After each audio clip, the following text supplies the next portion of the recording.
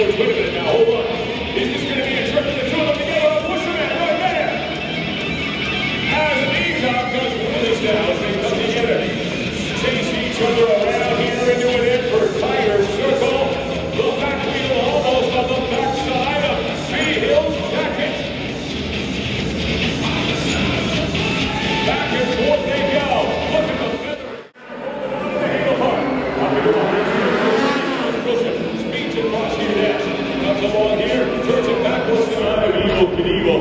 But this man holds a world record in backflip.